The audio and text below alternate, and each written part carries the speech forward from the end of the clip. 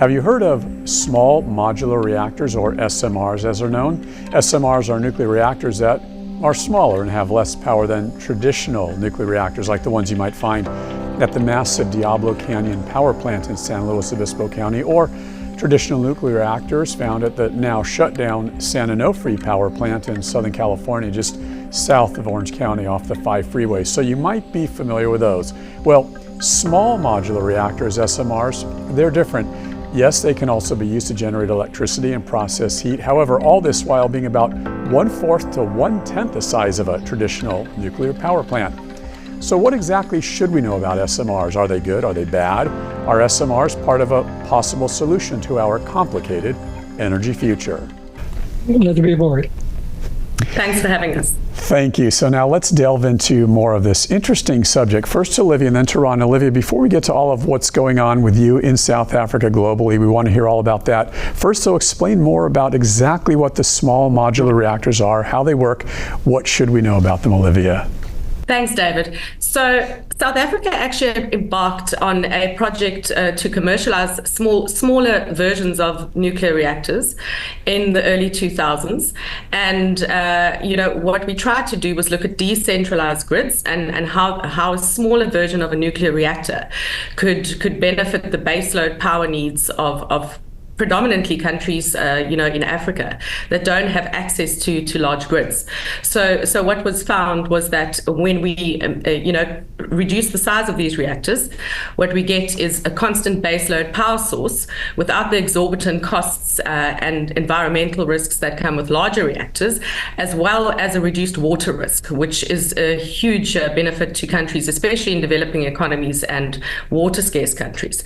So what we found was that the smaller the reactor was, we could modularize it. So we could then build these reactors as the regions or cities or towns needed them, and we didn't have to build a huge, large-scale mega project in order to supply baseload electricity to regions.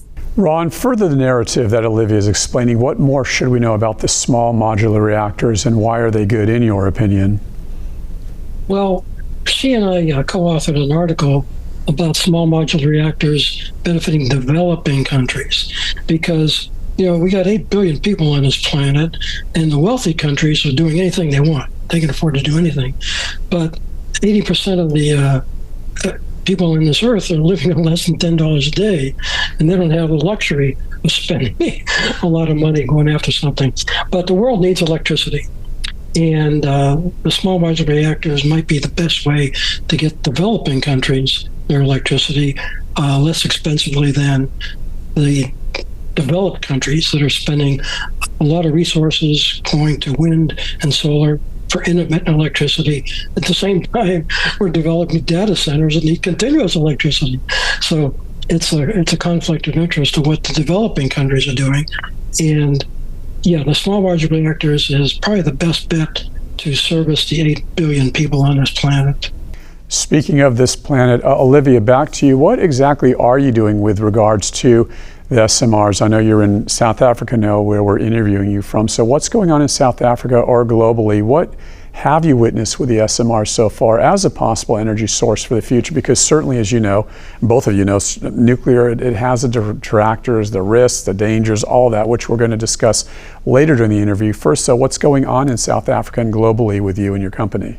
So, David, I entered this market, the energy market, about a decade ago, but specifically in this company, Stratic, 4 years ago. And I joined a team of founders who was scattered around, who had come out of the PBMR project that was shut down indefinitely in 2010. And, what we found was that we were sitting on a rich source of craft knowledge, institutional knowledge in the nuclear sector and expertise that had independently, broken away from the then Atomic Board and the South African Nuclear Program, and had continued to develop these technologies outside in the private sector and self-funded. We had about 2,000 people working on that project. So there was a vast amount of expertise that went out not only into South Africa, but globally. So most of the SMR companies that you are seeing, both in the US and Europe and other places, all have a large contingent of South African engineers in all spheres of engineering, as well as nuclear physics, working in those companies. So it kind of mushroomed from here, and we did have a core of people that were actually some of we call them the grandfathers of the idea of the commercialization of these modular reactors, still working within our consortium and our team. Our chair currently is the ex-chairman of NECSA, which is the Nuclear Energy Corporation of South Africa, which is kind of like the INL or Oak Ridge, your national laboratories, which is the South African version.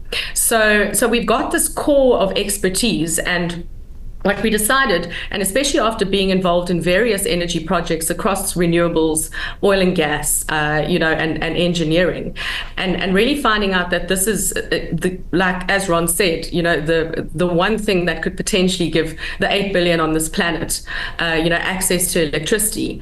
I kind of decided that I'm going all in on small modular reactors, and this, by the way, while the world was turning towards renewables and building out wind and solar. So it's been a hard ride, but we truly believe in what we've got, and from South Africa's perspective, we've got a very well-established national nuclear regulator.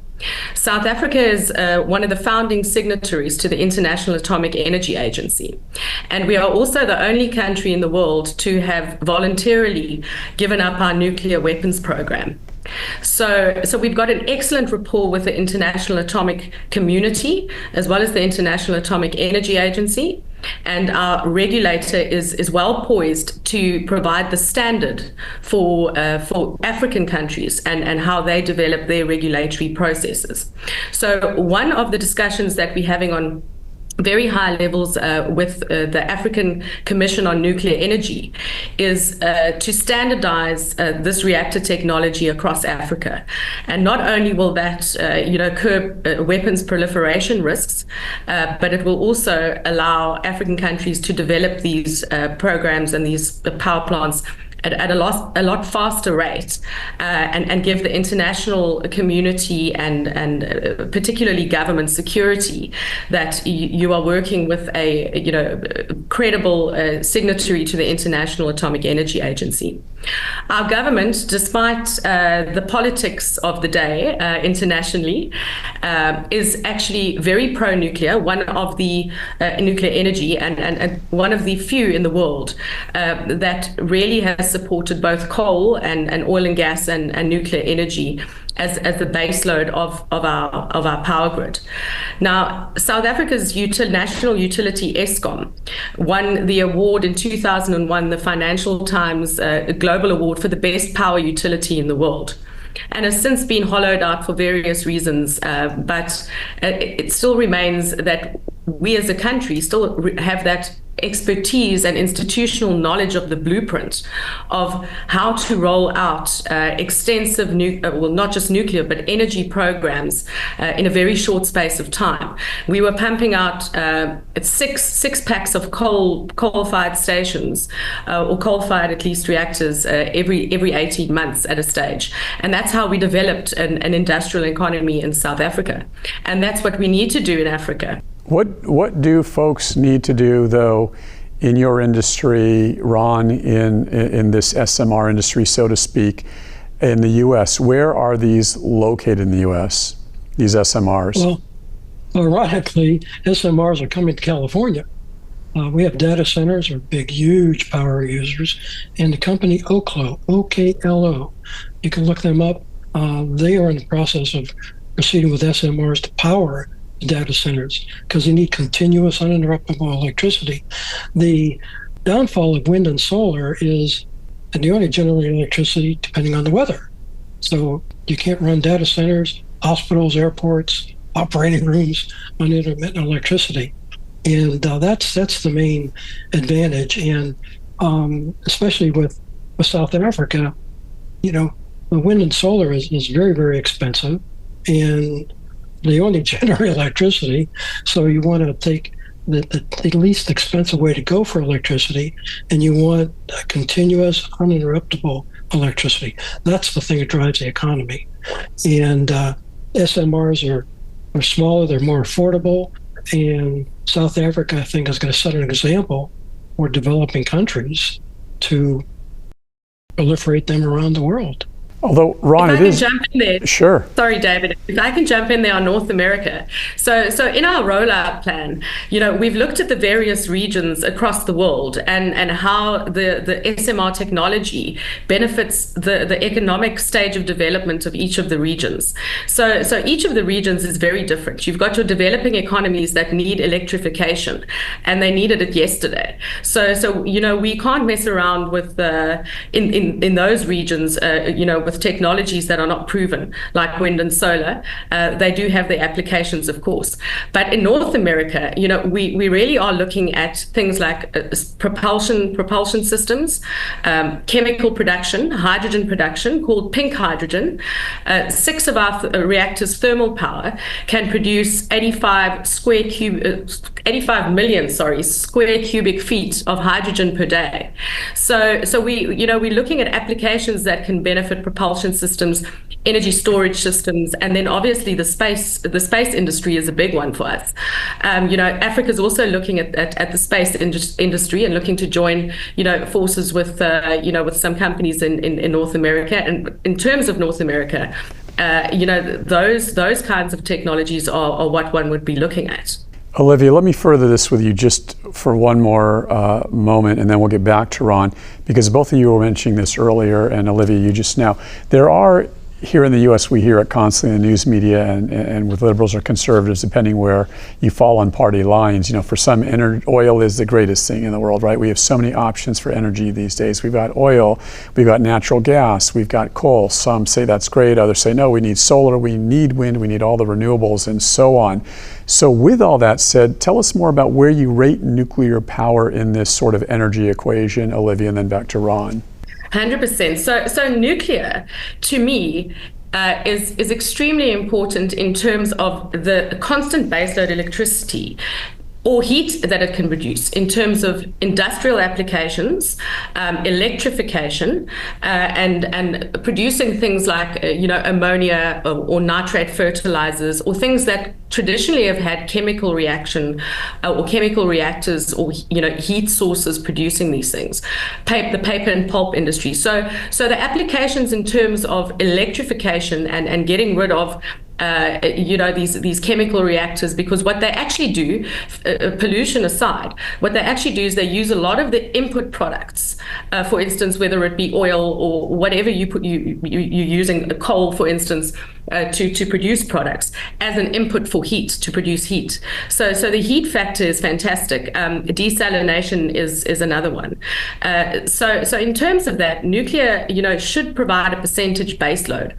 Oil and nuclear do completely different things, and you have to realize that nothing would be here without oil. I think things are produced out of oil. The products are made out of oil. There are over 6,000 products that are made out of oil. There are numerous products made out of coal. So the everyday lives for people would not be possible without oil and also without coal.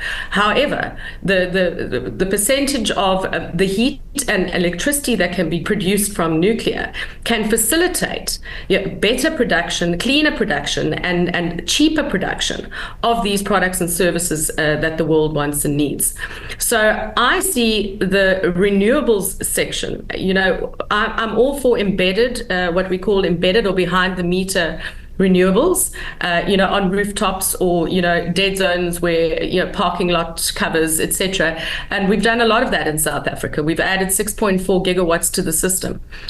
So there's definitely a use case for it. But in terms of an industrialized economy that the West is used to, nuclear plays a foundational role in terms of actually starting to produce these goods and services that are needed. I've talked to a lot of detractors, as you can imagine, for this program, and they say there's a lot of disadvantages to small modular reactors. I'm sure you've heard the list. Let me just explain some for the audience.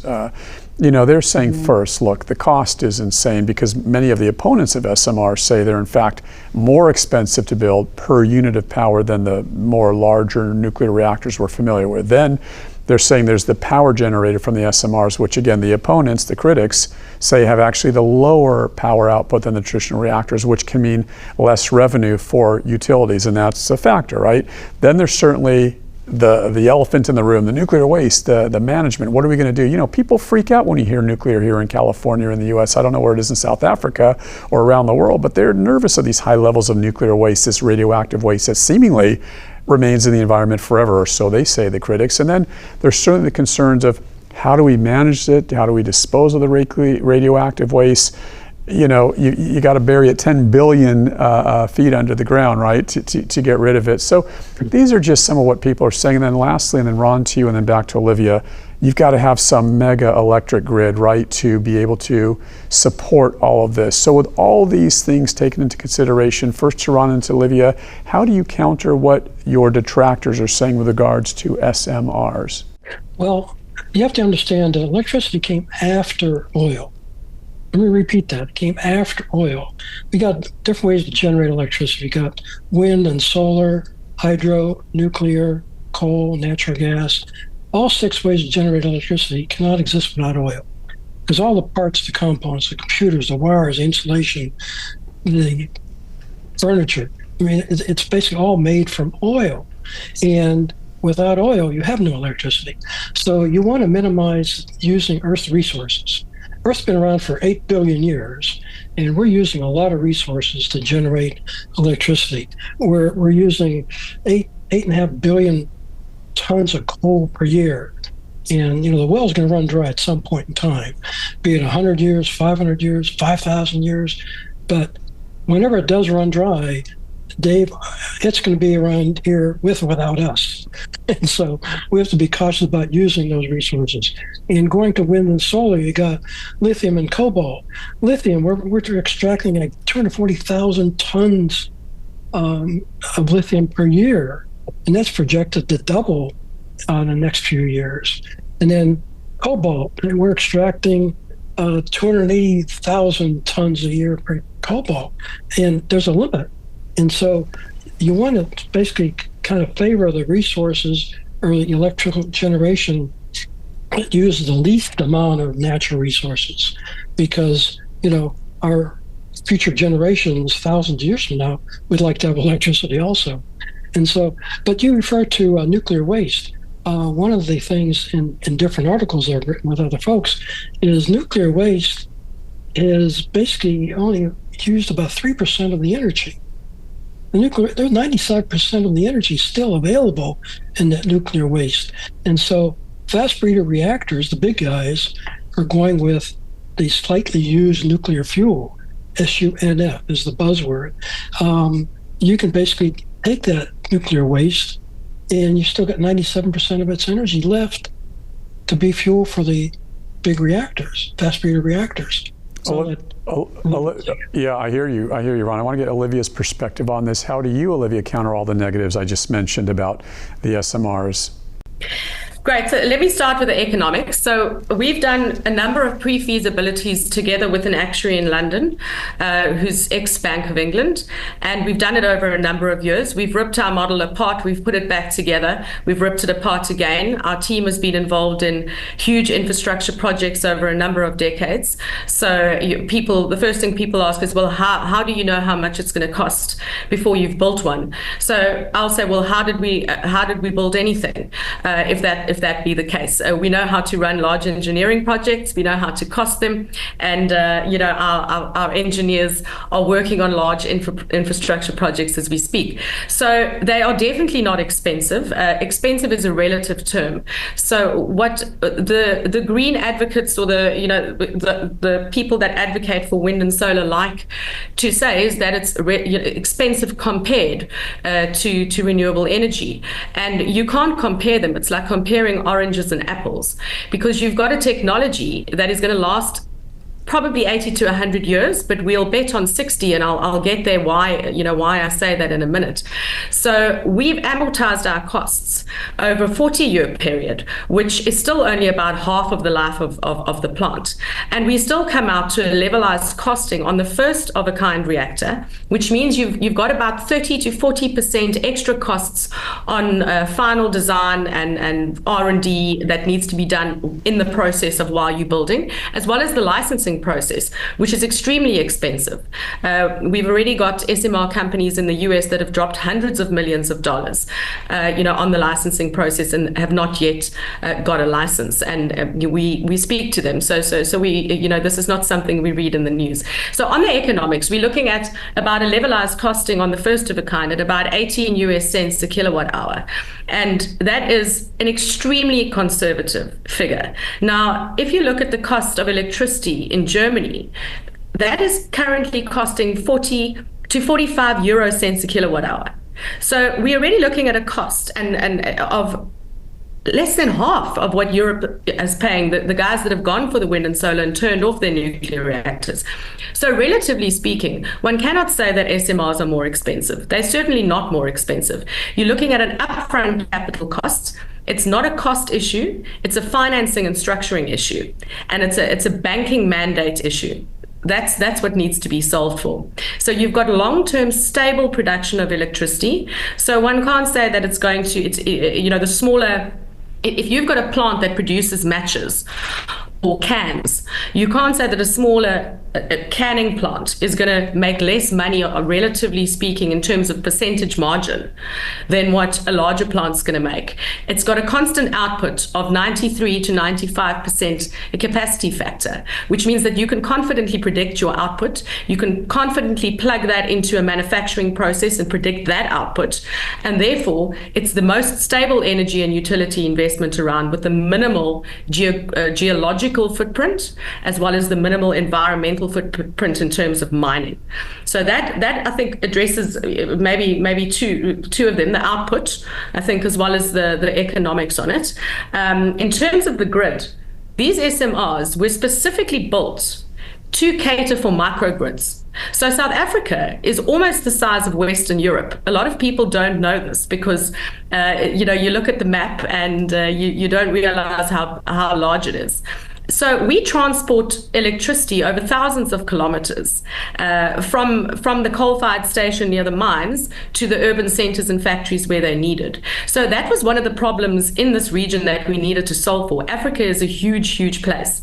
We even transport some cross-border electricity up into Mozambique and vice versa, as well as Zimbabwe. So one of the things that we needed to solve for is not building these massive grid systems where you can plug a small modular reactor into a municipal town or a factory's industrial or an industrial zone and build them as they're needed and as the space grows. Now, that brings me to the emissions. There are zero emissions that come out of these small modular reactors. So the reactor the technology that we've got is a high temperature gas cooled reactor. So it is a helium cooled reactor.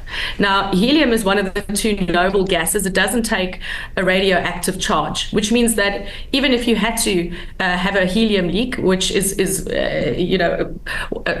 gas leaks, but even if you had to have a helium leak, you would have absolutely no, we laugh at it and say you would potentially speak like Donald Duck, but there would be no radioactive leak that would come out of the nuclear reactor, and definitely no pollution emissions. So the footprint of these reactors is about the size of a football field. And if you put 4 of them on one property, probably at the size of 2 football fields. So it's got an extremely small profile. And what we've also done to help the public perception, really, but maybe it's a bit of a woman's touch, but we designed eco-architecture to suit the certain regions, or the regions where they will be built. In other words, if they are built in wildlife sanctuaries, national parks, urban environments, the Swiss mountains, it's aesthetically pleasing. It doesn't look ominous and doesn't emit anything horrible. They're also designed to house their nuclear waste. for 40 years. All right. And so in other words, the waste stays on site. Half of the reactor complex is underground. It stays on site, and it will be moved to a geological repository that's licensed to handle high-level nuclear waste at a later stage. And that is also all, it will be different according to each country. Some countries only allow their waste to be stored on site for a certain time period. It's normally 20 years, but we're seeing changes in the regulatory environment. So we've worked hard on public perception over a number of years. For instance, there were no radioactive injuries or exposures during the Fukushima accident, contrary to popular belief. There were a lot of other injuries with regards to the tsunami, but no nuclear injuries were reported, or radioactive injuries were reported. You make a good case. I have 30 seconds left. Ronald, you get the final word. No more than 30 seconds. What is your final message? What must we know about MSRs? Because we've talked about both the good, I mentioned the bad, what the detractors are saying. What do you say, Ron? Well, as Olivia mentioned, we need continuous electricity. Wind and solar can't provide continuous electricity, especially with our data centers coming on board. So for continuous electricity, you got nuclear, coal, and natural gas. Hydro is basically depending on the location in the world to really support that. So we have very limited opportunities for continuous electricity. And the advantages are it uses the least amount of resources. It's continuous, it's zero emission. Everybody wants zero emission. And it's basically affordable for, I think, the 8 billion people on this planet.